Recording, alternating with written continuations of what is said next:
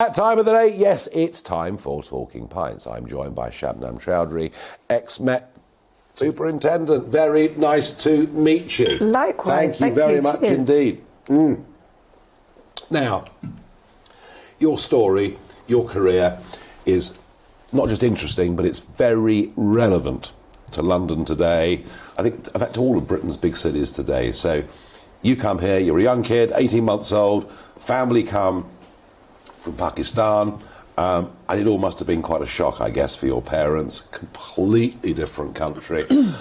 What I was fascinated about reading about you is, you had pretty strict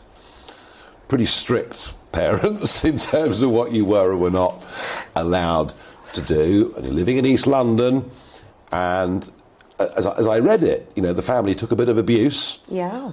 Because we know these things happened, and you weren't always welcome in those old existing communities. And yet your father's attitude towards all of this seemed to be remarkable. Yeah. In that he was saying to you, well, look, we shouldn't retaliate, we mustn't respond, we've come to a different country, we've got to learn their ways. So he was kind of, in a sense, wanting you to integrate. He wanted us to integrate. He was really strict, but what he didn't want was us to retaliate to any form of abuse. He felt, we as young children felt, that we had come from a different country. We were living here in the UK. I've been British, through and through, despite the fact that I was born in Karachi, Pakistan. But my parents wanted us to respect the people of London, pretty much. That was it. And we didn't retaliate. We retaliated in a more positive way by being more embracing with the people that lived around us. And you obviously developed a talent for spotting criminals and crime. Picking up on shoplifters, I understand, was how your policing career really began. It did, and it actually, there was a £50 reward for all of it, Nigel. So there was always for catching a shoplifter? Not the shoplifters, the credit card fraudsters, but shoplifters, credit card fraudsters used to have the old Access and American Express cards and so on. And when they'd come in the shop, before they'd even purchased anything, and they'd ask if we sell certain items or whatever, gut feeling.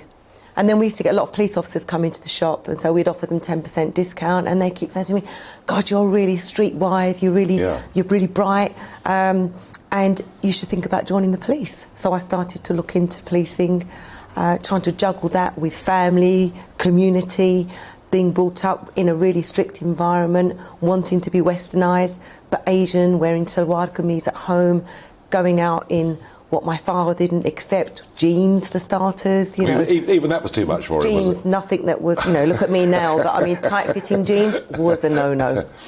So when you said you were going to join the police, how did the family take it? Well, my father actually applied to become a cop in Karachi, but he was too skinny. They didn't want me to be police officer. I was young, 18 years of age by that time. They had other plans. They wanted me to get married. They had suitors come into the house, all different shapes and sizes. And let me tell you, they were all different shapes and sizes. And this is effectively an arranged marriage, is it? It was effectively an arranged marriage. It was never forced. There's a huge difference between the two. Yes. But it was effectively an arranged marriage. And I rebelled against that. I'm one of 5 girls, and so my parents had a big headache with 5 daughters on their hands and 4 sons, mashallah, as they say. But basically, to have 5 daughters, it would have been quicker to have us married off, because that was the culture and that was the tradition. But it wasn't a tradition that I was willing to buy into. And you've kind of broken completely away from all of that, because as a police officer, one of your roles was actually dealing with forced marriages, not as you say, there's a big difference. Yeah. So actually, in a sense, you were back policing some of the habits, customs and cultures that in many ways your family had come from. Was that difficult to reconcile for you or not? No, I know I was unique, particularly back then, because there were far fewer female Asian women within policing. Yeah. I was, ranked as I went higher into policing. And you stood out, I guess. I'm You stood out, I guess. I stood out. In a good way? In a good way, in sometimes not such a good way, even from my own community, but from other communities. I got consistently, people didn't believe I was a police officer. They thought I was the girl from the bill. So I'd get people stop asking for my autograph. Of course I'd said no, funny. I wasn't, but there were occasions when I did actually give an autograph. I just hope I never meet those people again. So, but it was actually unique, but actually I think what stood out for me was it was welcomed by my colleagues who didn't understand culture, who didn't understand diversity, who didn't understand difference, and that's what made me different, in that I was more culturally competent than many of them, and they appreciated that. Plus I had languages. Yeah, and of course I'm sure there were some police officers didn't like you being there, but generally, you were sort of kind of a little bit of a trailblazer, I guess, in those days doing this. And yet what worries me is this. Multiculturalism. It's a word that was pushed during the Blair years all the time. We must all celebrate multiculturalism. And I've got a real problem with that. Because if we celebrate multiculturalism, we celebrate each individual culture. Where's our sense then of togetherness? Where's our sense of belonging? Of course, we all come from different cultures and different backgrounds. What should we be trying to do with this? Should we be trying to treat everybody literally equally and be colourblind about who they are? Or is there a danger, Shabnam, that we divide people up and separate them even more? I think it would be nice if we could be colourblind, but that's not going to happen. But I also think that it is important to celebrate difference and diversity. So wouldn't you want to be rich in culture and diversity? To me, it's like the united colours of Benetton. I'd love to know more about different cultures, different backgrounds, people that are different in all sorts of ways, because I think that makes for a better society. You are not going to suddenly have everybody treated equally, because all communities, all societies, all different backgrounds and cultures are different. But should there be a feeling of togetherness is really my question. There should be a feeling of togetherness. There has to be a feeling of togetherness, because when you have a feeling of togetherness, you have less fighting, less aggressiveness, less, people being more accepting of people's differences. But will you get complete togetherness? Not in my lifetime, I don't think. I certainly haven't had it since I was a very young girl. So I just worry we're being driven apart. I mean, take the Black Lives Matter protest. Within 48 hours of George Floyd, and it was decided it was a murder that took place. Within 48 hours, we've got huge protests in London. We've got police officers taking the knee. And I was trying to warn everybody.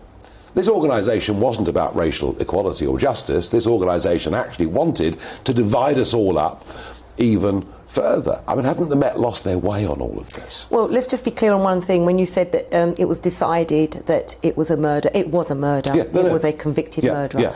Yeah. But the fact is, I think the police... It's not a question of whether policing has lost its way. I think policing has got a huge amount to learn in terms of diversity, understanding. Does that mean taking the knee? That's an individual choice. No, surely it's not. I mean, surely police officers shouldn't make political statements. Well, to a certain degree, I agree with you in that we're not there to make... We sign an oath to say that we're not going to discuss or, be affiliated to any particular party. But there are obviously officers there that did feel strongly about it. They shouldn't be forced to do anything that they don't want to do in respect of that. They chose to take the knee, and I personally respect to them for doing it, because I think that takes a huge amount of courage to be in an environment like that and to say, do you know what? I don't agree with what's going on, and therefore I am going to take the knee. And so they took the knee. That's an individual choice. It wasn't, mandatory, you will not take the knee. No. But decisions from different parts of policing at different levels came back to say... I worry about it. I think it's You worry too much, Nigel. Well, you've got to change things. You have to try and analyse what's going right and what's going wrong, Relationships in London between the Met and the ethnic minorities, or sections of the ethnic minorities, they seem to be pretty bad, are they? They are terrible. They haven't got better over the years, they've got worse. There's a huge disparity between police and the black community in particular. Understandably so. Which has been there for decades. Yeah, which has been there for decades. But the fact is You know, when young black people are stopped and searched, you know, disproportionately, when there is use of force in terms of use of handcuffs, when there is evidence to support the fact that young black people are more likely to be tasered, more likely to be subjected to different treatment by police officers as opposed to white members of the community, it's going to create mistrust, and it has created mistrust. But what do the police do? Because I mean, if you look at the knife crime, if you look at the deaths in London caused by knives, far too many deaths caused by knives. A lot of that's black on black. So what are the police supposed to do? Surely stop and search in areas where people are carrying knives. Surely that makes sense. Listen, we cannot dispute the fact that young black men are more likely to be victims and perpetrators in some parts of London. However, that does not mean to say that because a particular area there is significant knife crime or violence or drugs or gangs or whatever, that you blanket stop and search every young black male that you pass because you have this perception or a bias that that individual is being is involved in crime. It's rather like the sus laws 40 years ago in the Brixton riots then. Yeah, that's what you're saying really, isn't it? Well, yeah. You've got to have your grounds. You've got to be proportionate in your stop and search. And most important, Nigel, what I see, and what I'd like to see more of, is dignity and respect when you are actually dealing with you. People don't mind being stopped and searched, but when you're being stopped and searched 4 times in a month, and with the same, grounds for the stop, I can smell cannabis. You can't use that grounds anymore. I can just smell cannabis.